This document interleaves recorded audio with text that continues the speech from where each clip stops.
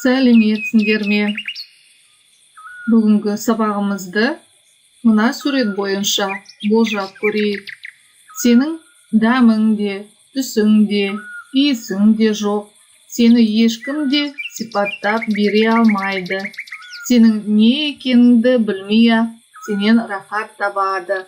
Ол не? Кәне балалар ойланайық. Дұрыс айтасыңдар. Ол әрине су. Олай болса, бүгінгі сабағымыздың тақырыбы суды үнемдейік.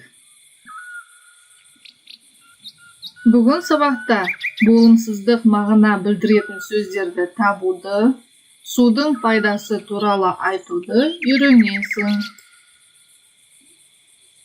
Жаңа сөздер: жануарлар, өсімдік, аса, өмір.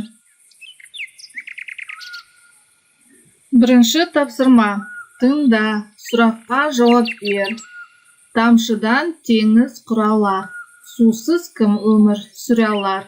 Ағызып қоймай бекерге, үнемде суды балалар. Алтыншаш Жақиянова.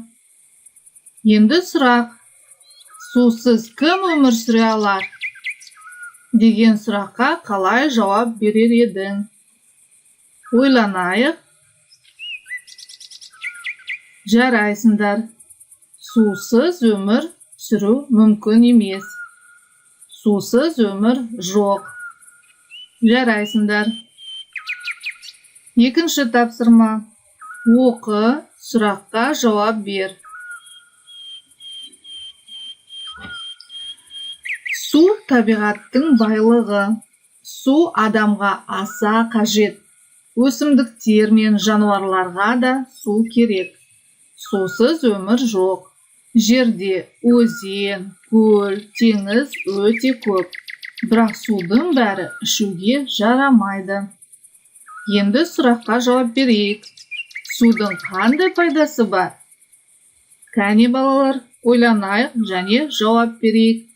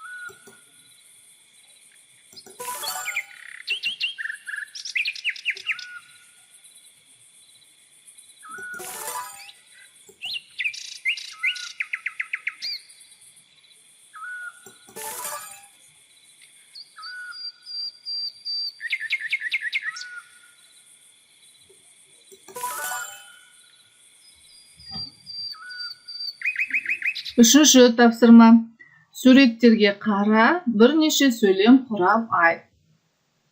Су тіршілік көзі. Олай болса, мына суреттерге қарап отырып, сөйлемдер құрастырайық. Есте сақта: суды лайлама, суға түкірме, ағашты сындырма. Төртінші тапсырма: көп нүктенің орнына керекті сөзді қойып жаз. Керекті сөздер: суға, су, судан, судың. Рефлексия: білім себеті. Бүгінгі сабақта үйренген екі нәрсені және ұнаған екі нәрсені стикерге жазып, себетке сал.